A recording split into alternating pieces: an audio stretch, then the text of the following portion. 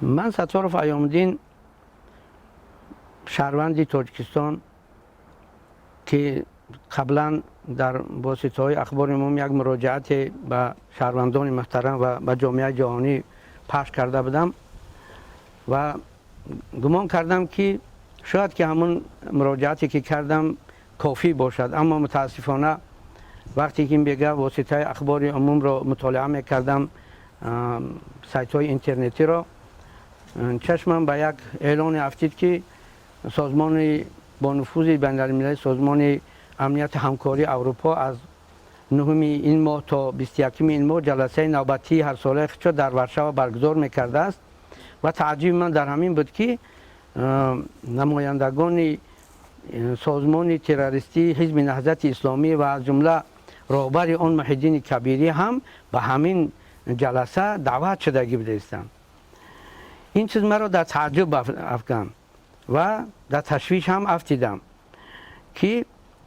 شاید که اون مراجعات، اون چیزهایی را که من گفتم به گوش رهبران این سازمان با نفوذ نرسیده باشند، شاید که نشنیده باشند چیزها را. برای همین اثر نو ضرور دانستم که یک مراجعات خاصی به رهبران این سازمان، از جمله دبیر کل این سازمان همکاری اروپا جناب توماس گریمینگر و با دیرکتوری بخش حقوق بشر این سازمان جناب میخائیل گیورگلینگ و همچنین با سفیر در تاجیکستان بوده این سازمان خانم یوریالا توولا خطاب کرده بگویم که من بسیار چیزها را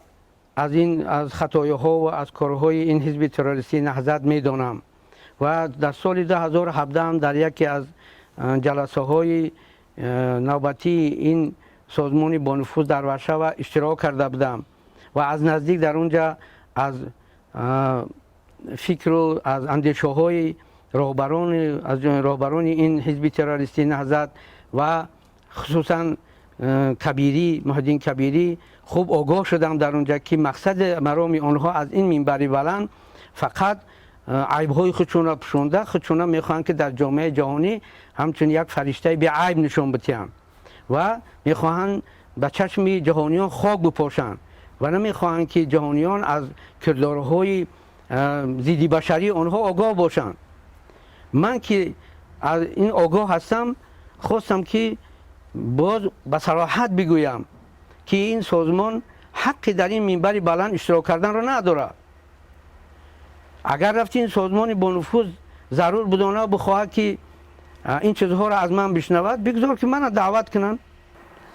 چون که این سازمان تروریستی حزب نهضت اسلامی از این منبر بلند بین المللی حقوق برآمد کردن را ندارن، چون که آنها خودشون یک بدکردار و مثلا جنایتگار هستند و در اون منبر بلند میخواهند که آنها از جمله رهبری اون محی الدین کبیری در از منبر بلند میخواهند که آنها خودشون یک فرشته بیگناه نشان بدهند و به چشم جهانیان خواب بپوشند و نشان بدهند که آنها مظلوم هستند، ولی در اصل این نیست. من که از تمام عمر قطعی آنها بودم، از جمله سال 2017 که در این جلسه این سازمان شرکت کرده بودم و در جلسه خصوصی آنها هم اشتراک کردم، از هدفهای این سازمان تروریستی حزب نهضت و خصوصا رهبر آن محی الدین کبیری خوب آگاه هستم. این سازمان با این سخنها اگر شاید که آنها شبهه کنن، من را دعوت کنن، من رفته شخصا همون منبر بلند در پیش نظر آنها به چشم آنها نگاه کرده عیب آنها را به جهانیان معرفی کنم. من که ستار پیام‌الدین هستم، من آماده هستم که همین کار هم به خاطر امنیت کشور و به خاطر ملتم رفته در همون سازمان بین المللی در همون ورشو در همون جنده اشتراک کنم، در پیش نظر مردم هم رو به دهان خودم بگم. و البته اشتراک این سازمان تروریستی نهضت اسلامی و خصوصا رهبر آن محی الدین کبیری با آبرو نفوذ این سازمان در دنیا لکنه میزند که این سازمان خودش باید که حقوق بشر را رعایت میکند و همیشه دعواگر آن است که در تمام دنیا ما حقوق بشر را رعایت میکنیم و برای بهبودی بشر کوشش میکنیم. ولی وقتی که اگر این رهبران این سازمان خصوصا محی الدین کبیری در اونجا اشتراک کنه، پس در این دعوای آنها یک شبهه به وجود می آید که اینها طرفدار حقوق بشر و حمایت حقوق بشرند یا که طرفدار تروریست ها و آدمان بدکردار که این سازمان تروریستی حزب نهضت اسلامی خصوصا محی الدین کبیری مقصد اساسیشون ناآرام کردن جمعیت 9 میلیون نفره تاجیکستان است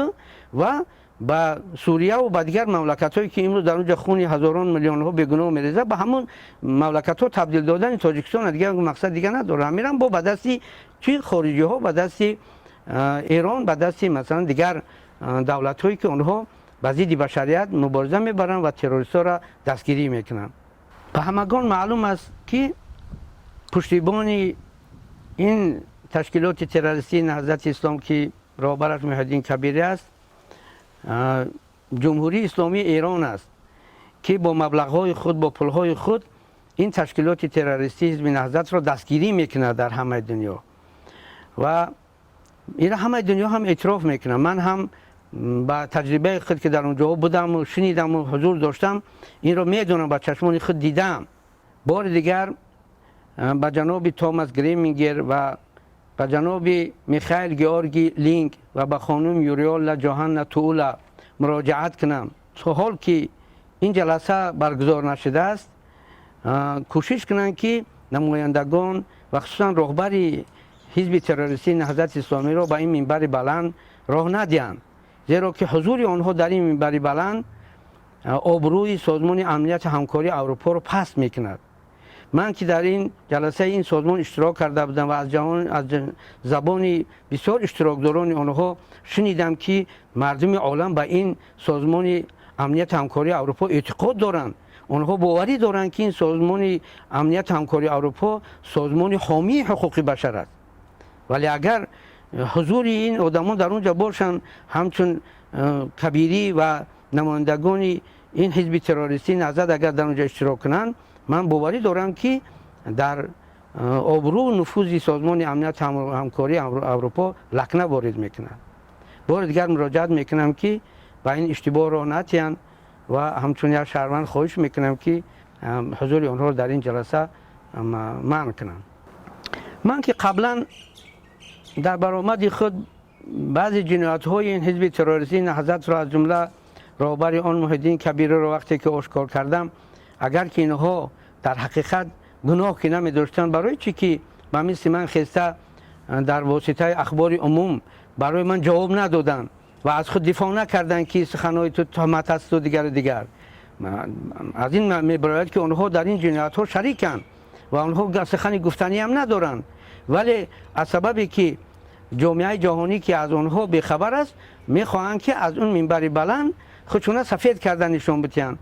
و البته او امکانیت های این سازمان که زیاد است و با گوش جهانیان که سخنهای آنها میرسد میخواهند که از بیخبری مردم استفاده کنند. ولی من آشکار بار دیگر میگویم که این حزب تروریستی نهضت در همه همین واقعه‌های تاجیکستان دست دارند، خصوصا محی الدین کبیری در این جنایت ها دست دارد و این را من آشکار به همه جهانیان میگویم.